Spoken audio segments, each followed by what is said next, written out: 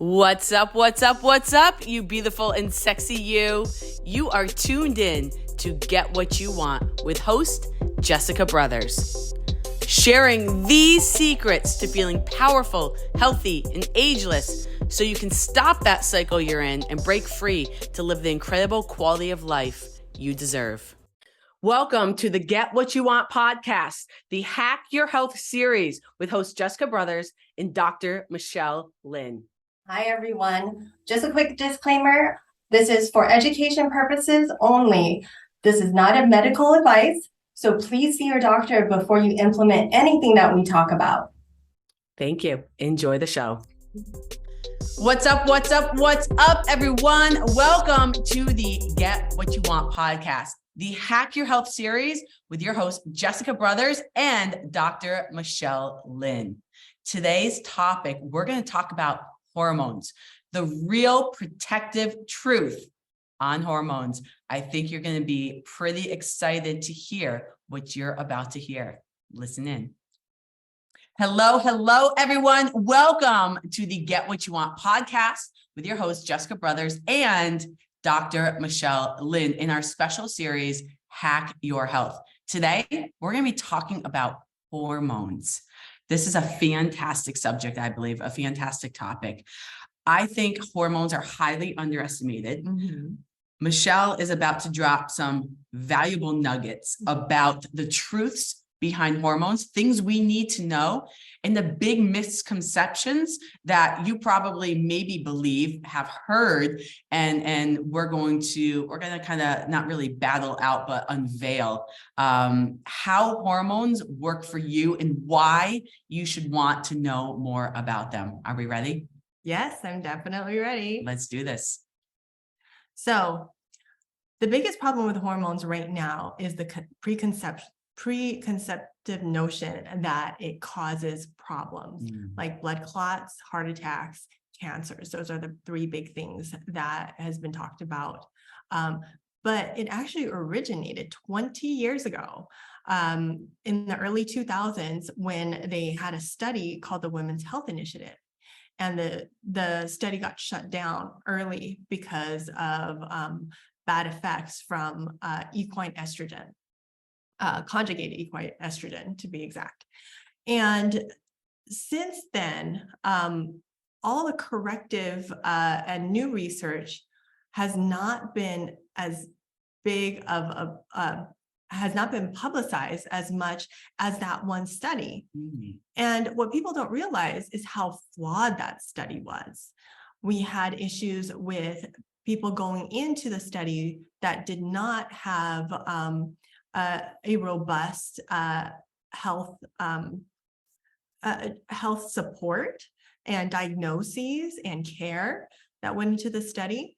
And there were people that were older too, that were off of hormones for 10 years. They went into menopause, waited 10 years, they accepted them into the study. And so now we have conflicting evidence. We have people in different decades that we're trying to compare that have different times on and off hormone that we're trying to compare. And there's a lot of criticism with this study, but the media stopped at, oh, this gives you cancer. Oh, it causes blood clots and people are having heart attacks and strokes. All the women need to come off of this. And so we as women suffer. And my mom happened to be one of them. I feel that a lot of studies put out there don't give the full wholeness of the people in the study, right? Because we are so unique. So there's a certain outcome, but what is the qualities of the people that were part of the study, right? What were the health issues or non-health issues, or we don't actually know why they were picked, how they were picked, and if they're all very much the same or very much different. And that's that you're pruning, or you're plopping out such a small amount of people compared to the variables of the population as a whole. So I bet that we could probably take any study redo it on a whole nother group and get completely different statistics Exactly. based off that. So this is really important. Yes, please continue. Yeah, studies are, in medicine as a doctor, we're trained to read studies and understand the different types of studies and the different qualities of studies. And so when they put it out in the media, they don't talk about that. We have things that are called statistically significant, meaning that it's not by chance that this happened. But what does that sound like to you? It sounds like, oh, it's a big deal, right? So something could say, increase your lifespan, and it is statistically significant. And so maybe you're thinking, oh, it's going to give me several years. But no, if you look at the context of the study, sometimes it's several days. So you just have to be very careful and really have someone interpret that for you. Read the fine print. Yeah. And there's a lot of it. Yes. And I know we're talking about hormones, but one other thing, a lot of studies, I know probably not the studies that you read and such, but I know there's a lot of studies done out there that are supported by the companies, the same companies that they also promote. And I just want people to be aware of that. How much truth do you think that is also as well? Yeah, companies can choose to not submit studies that show their product in bad light, and they will buy the data off of any associates that put out this data, and they're under contract to not speak about it. Oh, wow. Yeah. And vice versa, like even the good studies they put out. Sometimes I wonder if they handpick the people that go into them that are going to promote the outcome in a way too, or only use the data, like you just said, only use the good data that puts them in favor and all the bad data, even though maybe sometimes it outweighs the good data, and silence it. Yeah, it's good to have a healthy dose of cynicism. Yeah, when it comes to this. Absolutely. Wow, that's really, really important. Okay, wonderful. Yeah. So, I mean, even as shortly as a couple years after the study got shut down, other countries were doing studies as well. And they were robust studies, but they were not talked about. So what we know about hormones is that the sooner you get on hormones, after you go into menopause, and men, this is also after andropause, which we'll talk about this more in detail medically, that you get better outcomes. It doesn't mean that you can't get cancer. It doesn't mean you can't get strokes and heart attacks. It's that your chances of that are lessened and your outcomes for that can be improved. So in medicine, and there's just no guarantee, everybody has different lifestyles. Like, do you drink? Do you smoke? Did you have a sedentary lifestyle? What's changed in your life? Did you undergo a lot of stress? Do you have genes that are toggled on and off to benefit you or hurt you? And all of those things matter. So nothing in medicine is 100%. Nothing. Yeah, absolutely. Hormones. I mean, I know that nowadays we're losing, or maybe, I don't know, are we even born with a lot less creation of hormones in our body, and more imbalances in our body? I know we're not producing as much at a much younger age than we should be, but are there any studies? I know studies being on babies don't really happen. Yeah. But is there any kind of theory that, in theory, I know is just a theory, but that we're actually being born with less production of hormones, or the imbalances, or, the way our hormone factories in our gut, are they not working as properly? Yes. So we are subject to so many things in our environment. Our environment includes the plastics that we use every day, the plastics in medicine. So when you're born, you're put into a plastic container and warmed up. I'm not saying that is microwave. It's like TV dinners. Here you go. It's just that everything around us, the chemicals we use, what did mom eat? Was she eating things that have some of these, I won't name the names, but some of these chemicals that we use as weed killers or as pesticides, like those, we've known now with very little doubt that they cause problems. They cause we call them hormone disruptors. Mhm. And it can affect any part of your body. It can affect your brain. It could affect your heart, your guts. All of that is affected. And so, just simple things that you use in your house also have it. And I'm not really saying this to scare you. I'm just saying that, there's a trade-off between our technology and the advances that we get and our health. And as long as we're aware of this, we can take action to lessen the effects of this, or to be able to seek help to have better wellness as our exposure goes up or as we age. So, don't go and throw everything in your house away. There's nice things that you could clean up if you do products that have less dyes, less scents, Yes. that are more natural ingredients. That's better. The things that you put on, paraben free, Mm. All those are helpful. Yes. But there's some things you can't escape from, like some of the things that come from the grocery store are in plastic. Mhm. Yeah, there's plastic everywhere. There really is. I've become way more conscious about it. And I would say I could be better with it. I mean, I carry around my gallon water jug in a plastic bottle all day long. And yes, I do hand wash that every single time. And it's probably not the best thing that I reuse it either. And I will be honest, I've bought the metal gallon jugs off of Amazon, but those things are heavy. I'm not going to lie. Like, I work out, but I don't want to be working out all day long. I mean, there's a line there that I have to draw. So knowing that there's plastics in my life, I don't use a microwave. I store all my food mainly in the fridge in glass containers, but when I do travel, they do go in plastic. Mm-hmm. So my trade-off, I love the word that you use, trade-off. My trade-off is I don't light candles in my house. Those are highly toxic. I don't use highly toxic cleaning products.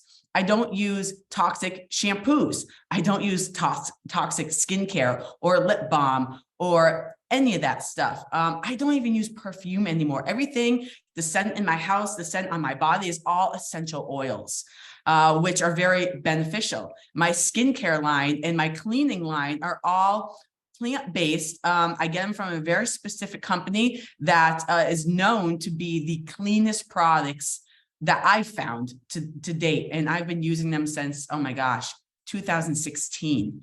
Because I just put in another order and said, oh, you've been a customer for, I was like, oh my God, I've been with you for that long, which, is great. Maybe it was even 2014. I don't even remember. But that's kind of like my trade-off. So I'm glad you brought that up because, yeah, you can't eliminate everything. Right. But being aware, what can you eliminate just to kind of bring down that toxic load on the body? Yeah, right. Definitely.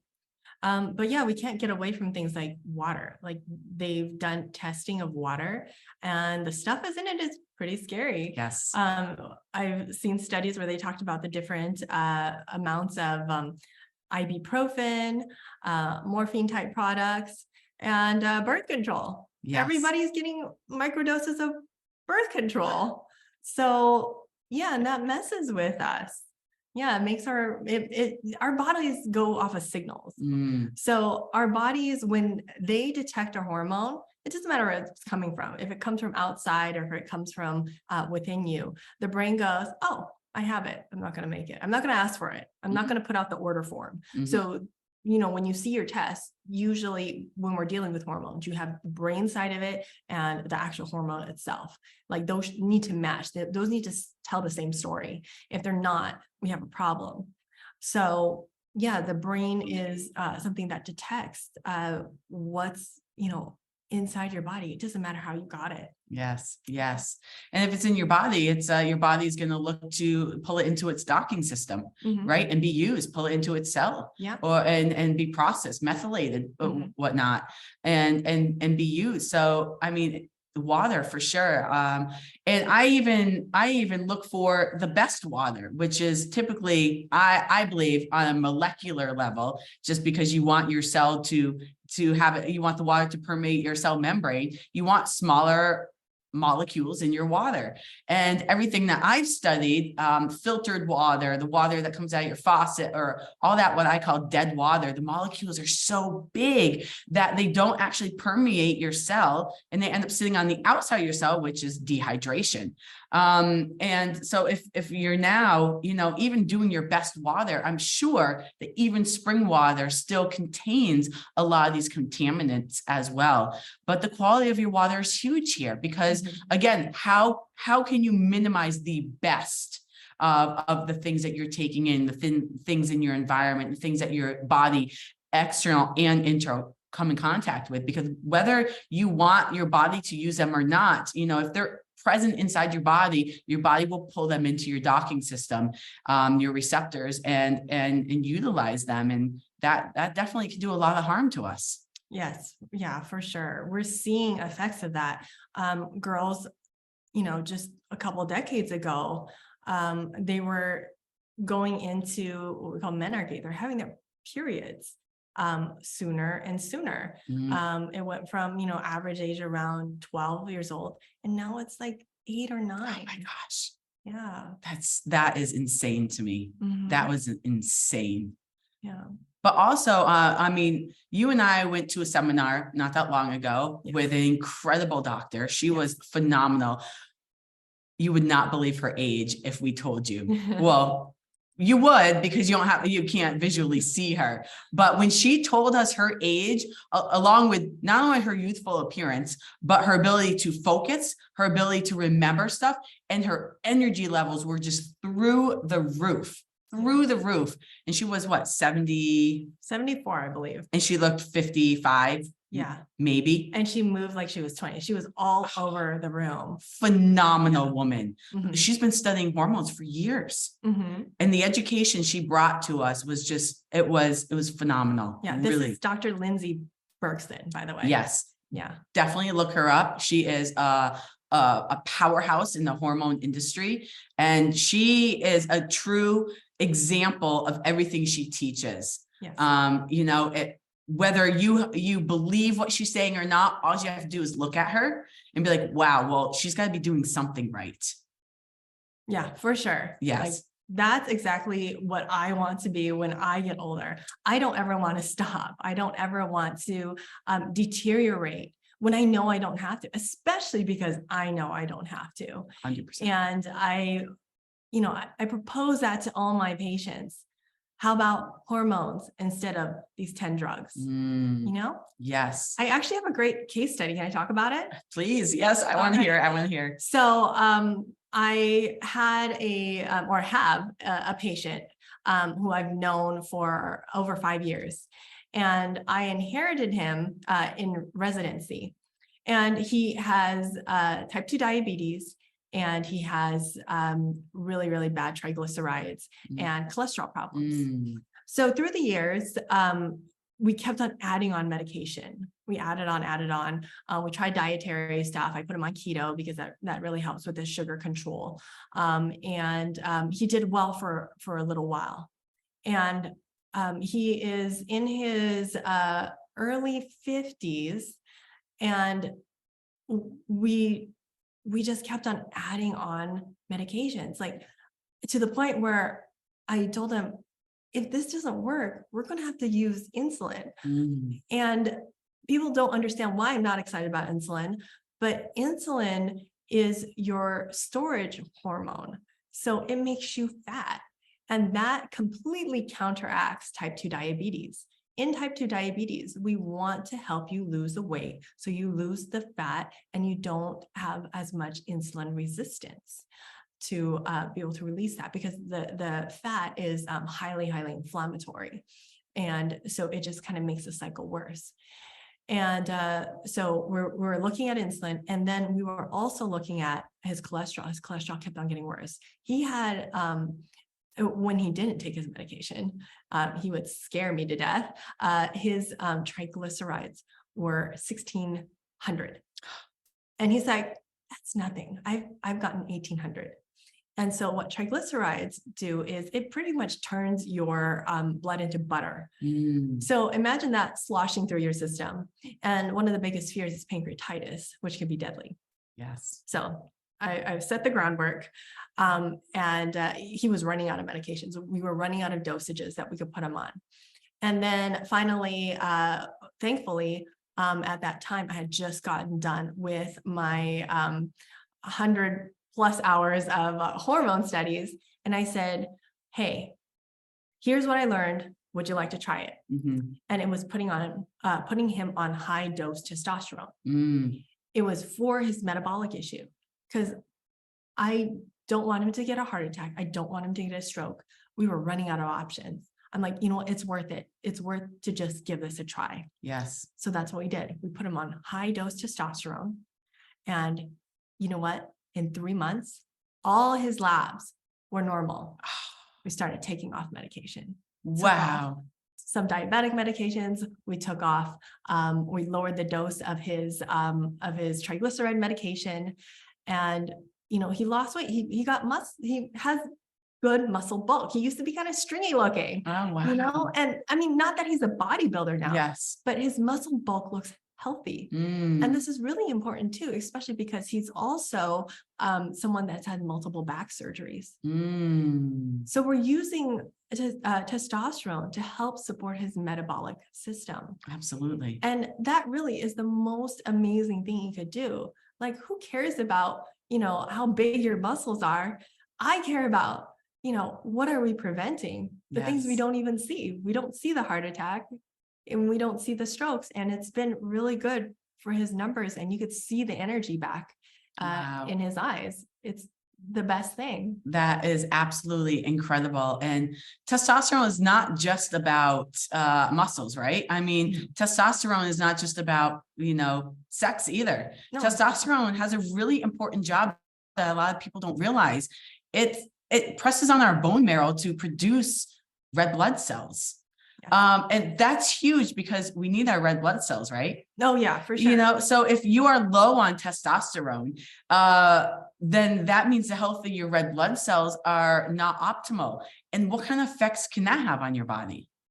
Oh, basically when you're anemic, you're tired, you're cold, you feel anxious. And, I've had 17-year-olds that are anemic that have strokes. That's how bad it could be. Wow. Wow. So just more proof about the fact that hormones they protect us. Yeah. They protect our body. They bring balance back to our body. They bring health back to our body. But it is a particular balance, correct? Yeah. Would you say that balance is different for everybody? Oh, for sure. So let me explain to you how labs are, normal labs are procured, okay? So they do it by region. So for whatever reason, they think the people that live in the region have a normal level. And so as they collect the data, now we have a bell curve. So it goes up and it goes back down. But then you have two people on the end. So you have the people that do that are normal at lower ranges and then normal at higher ranges.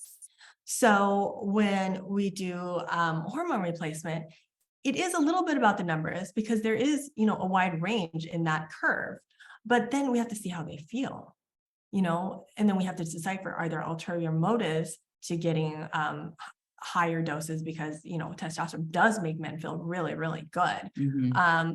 So to decipher between that and like what they actually need and what is helpful. So unfortunately, labs are not the say all to what is appropriate for each individual. Yeah. And also, I want to talk about the brackets, the boxes, the correct levels that we're supposed to be in, right? Yeah. How much is that of truth? And what's the reality of those boxes that are normal levels? Right. So it's really controversial. Everything we do in medicine is based off of algorithms and developed by different case studies and research. So it's, I think the best they could do right now is objectively, meaning just numbers, not how you feel or anything, is just by population normalcy. So if you are living in a region where there are poor, their nutrition is bad, they have high drug and alcohol problems, most of the people are probably going to live and be normal in these lower ranges. And no one is going to blink an eye at that. So there's a lot of things that medicine doesn't consider or they can't measure. It's just impossible to measure objectively. And that's why medicine is an art, is because of all these nuances that we think about when we're helping people out. Yeah, absolutely. And some bodies can feel better at a higher level, and some bodies can feel better at a lower level, no matter what that normalcy, right, is. Right. And I love the fact that you talk about the feeling, because it is, we should be more in tune and more aware of how we feel after we eat, when we take certain, external help, which would be supplementation or even hormones. We should be aware of how we feel. And that's really, really important. It's not about what your doctor says. It's not about what the chart says that you should, what number you should be. How does that number know you? How does that number know your uniqueness, what you need, what you're going through in your life, your stress levels, your nutrition, your environment? How does that number know? It doesn't. Only you yourself really know. And that's why you are your best gauge. And if you know something about yourself and your doctor disagrees, I would say get more opinions. Yeah. Get some education and make your own kind of determination of where you should go from there. Because if you don't feel good, you don't feel good. Right. It doesn't matter what people tell you or what your blood work says. You don't feel good. There's something wrong, and get to the bottom of it. And sometimes we have to be our own advocate for that. Yeah. So being aware is really, really important. Yeah. And, people that know what they're doing, they won't mind that you get a second opinion, and doctors should respect your autonomy. Yes. Like that's like the biggest thing for me is, no, I work with you to give you your health. And I like that you brought up that, if the numbers are perfect, but you don't feel good, there's a problem. And that's exactly why I got into hormones, because after just a few years of practicing, I noticed, hey, you know what? These numbers look great, but nobody feels good. There's something wrong. Yes. And, I get inspired by my patients to go learn. Hormones came up a lot when I was first practicing on my own. And now I didn't have someone over me telling me, no, you can't do that, which was what residency was. It was, 20-year-old paper dictating medicine, which, and that's my biggest complaint about the medical community. What are you making your decision on? Are you making it off of one source? Are you making it off an old source? Are you keeping up to date on that topic? And I recently had, cardiologists tell my patients to get off of hormones because of a heart attack. And she never consulted me about that. Even though I've told her, these are the things that helps. She never came back to address it with me. She was scared by these doctors. And I don't think she ever asked them, hey, what is your education and background on hormones? Did you keep up on the literature in the last 10 years? Because that's usually our standard in the last 10 years. Before that, if there's other guidelines, we have to update them. Yeah. So because maybe some doctors that she spoke to, or just maybe someone listening right now, maybe your doctor is misinformed, doesn't have the most accurate information. Because there is definitely some conversation heavily going on that go against a lot of what we're discussing today. That what you said in the beginning of this conversation, how hormones cause negativity in our body or poor health, when really, actually, they protect us, they help us. Even Dr. Berkson, she's been through cancers, and what helped her was hormones. It gave her life back. It brought her body back to balance. It protected her, and it gave her life back as well. And I think all too often what I'm hearing is when people, especially women, when they go through menopause, hormones are rarely considered, or if they are considered, they're not kept up to date. They're not retested. They're synthetic. And which bring a whole nother line of health factors, which I'm sure we'll do a whole show about. And now we're realizing that, you know, how important they are, and to start them much earlier than once we thought too, Right. is really, really important. Yeah, we're looking at, you know, cancers and hormones, because so let me give you a little background about prostate cancer. Prostate cancer was once thought to be due to dihydrotestosterone, which is what testosterone turns into. And yes, it can make your prostate bigger. But right now at Harvard, Dr. Morgenthaler is looking at treating patients with testosterone. All his studies are very, very nuanced. We're not going to get into all that because it's very complicated even for me. But that tells you that we're probably getting something wrong. The treatment that we came up with as a medical society came off of a single study back, or a case study, meaning one person, one doctor, one story. He castrated the man, and that's how he got rid of the cancer. Wow. But so we don't actually do the physical castration anymore, but we do chemical castration. And the problem with the drug is that it wipes out all your hormones. You do not want to live after that. I've had people tell me that, you know, when they go through those type of treatments, hormone modulators, or, you know, even when they go through menopause, it's like they have a disability. And, you know, they feel they have no motivation, they have no love for things, their personality changes. And, you know, is that really a way to go about it? And so thank goodness that this, the study has come up, and they're finding that the correlation between testosterone and cancers is not that straightforward. There's other things going on. Oh yeah, absolutely. Can I do something that we haven't done before? Sure.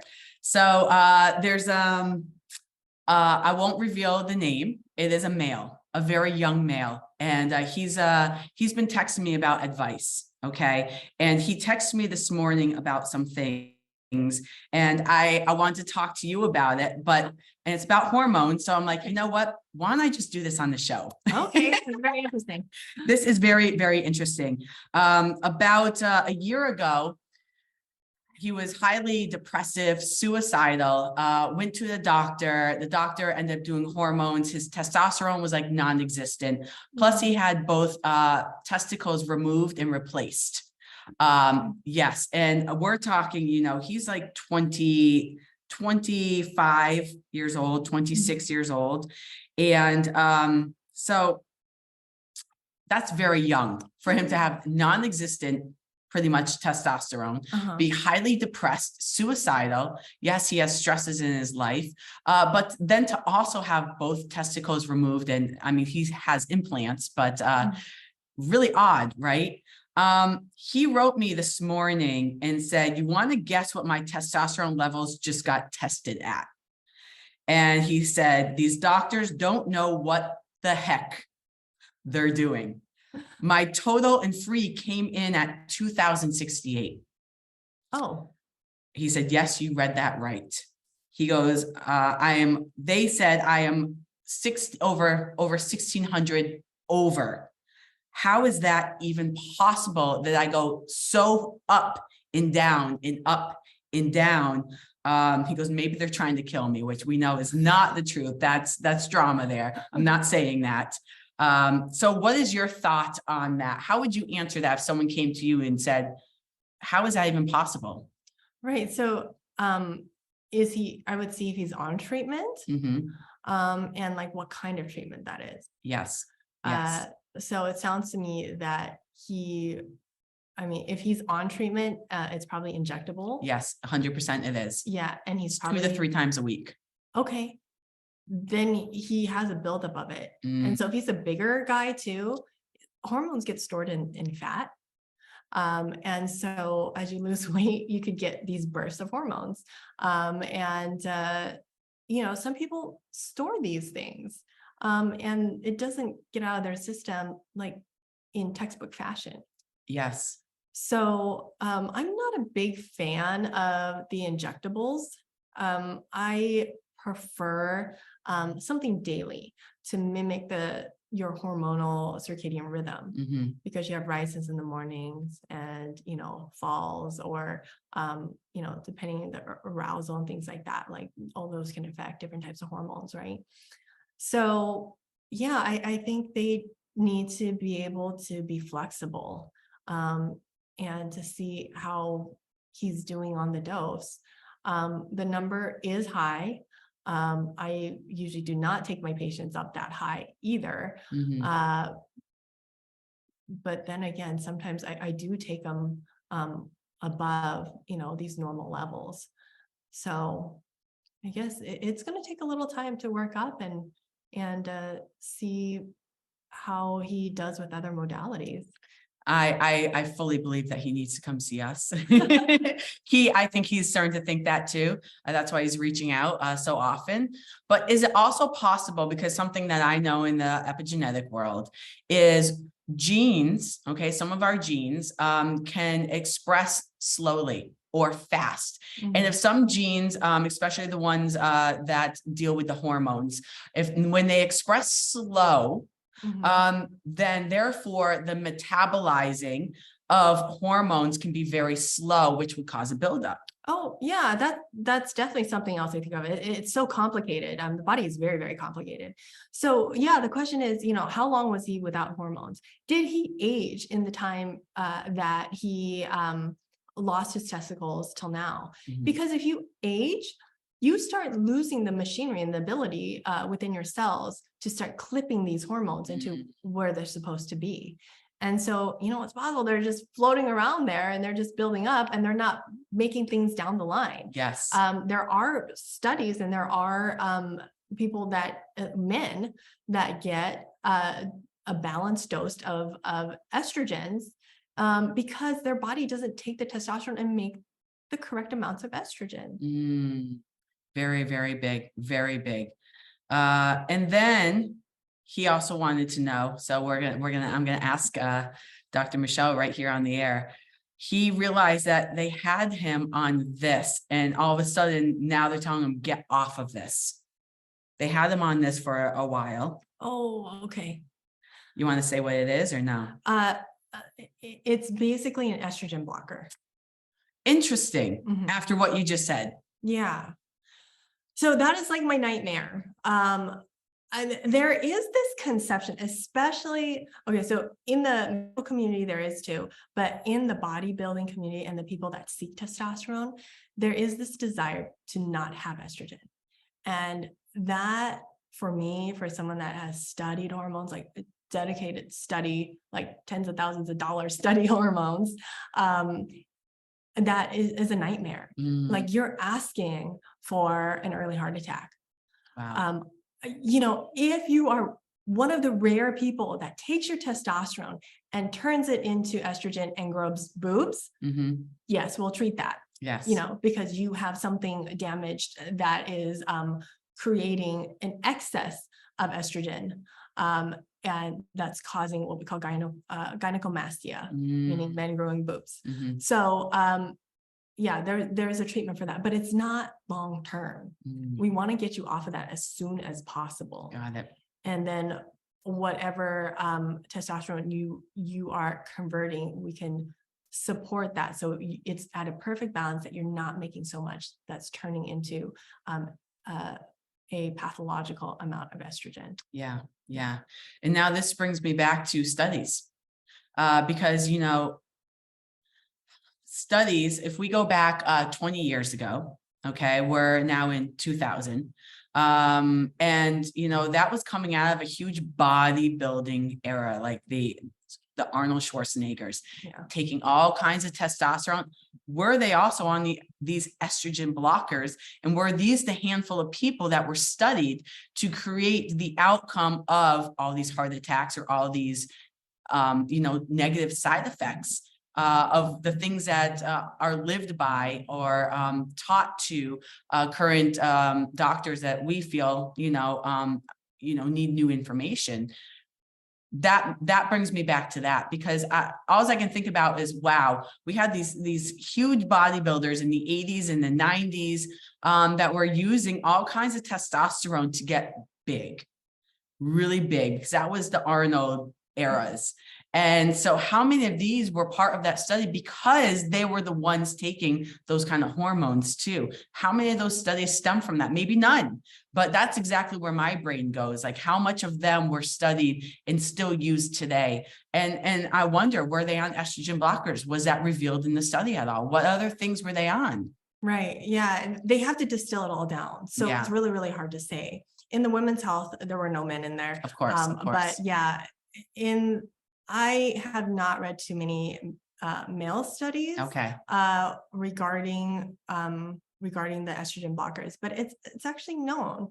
Actually, funny that you mentioned the bodybuilders, because my first hormone instructor was Dr. Neil Rouzier, and he has pictures of him with Arnold Schwarzenegger, and he bodybuilt too. So he knows that in the community, Mhm. and he knows the tricks. Like, he tells us in the seminars, this is what they're going to say to you, that their breasts hurt. So you can give it to them. And he's like, don't buy that. Like, don't fall for that. We're doing hormones as prevention. Mhm. We really don't want to kill them, in the process. So I see. yeah, it's very, very rare that I Wow. would give this. Wow. Yeah. Wow. I've heard them too. I've heard, oh, my breasts hurt. Oh my gosh. That is trying to sway. Yeah. Oh, the influence. Oh, that is so funny. Interesting. Wow. Wow. So much good knowledge on hormones today. Thank you, Dr. Michelle. Yes. Yes. Oh my God. This is absolutely incredible. And I know that this calls for another show talking about each hormone and the breakdown of their role inside our body, the different levels needed, and men versus women, because I know that we both need the same hormones, but in different balances, correct? Yes. So this is just a segue to a much deeper talk, and I'm so excited for that. Oh, so am I. Thank Yes, you so yes. much. Awesome, guys. I hope that you have a new perspective on hormones, that you are empowered with knowledge today, that you're like, maybe I should go get my hormones checked.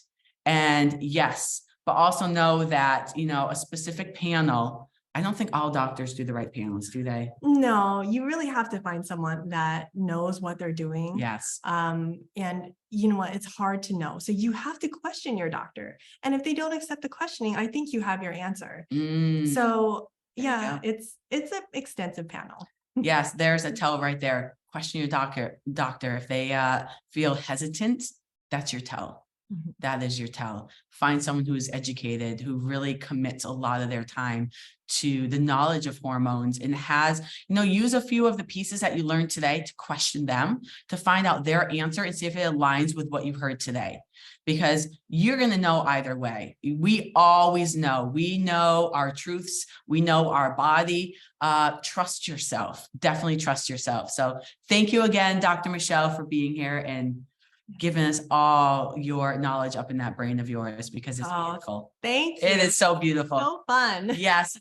Thank you so much. If you enjoyed listening to today's show, definitely hit that button, click subscribe, follow, whatever beautiful platform you are on, so you can get more notifications of these shows, because we're just getting started, guys. This is a beautiful series where we are empowering you to be an advocate for your health, so that you know what it feels like to feel really, really great every single day of your life, no matter your age, because that is how you're meant to feel. Lots of love, everyone. Until next time, love yourself. Talk soon. See ya.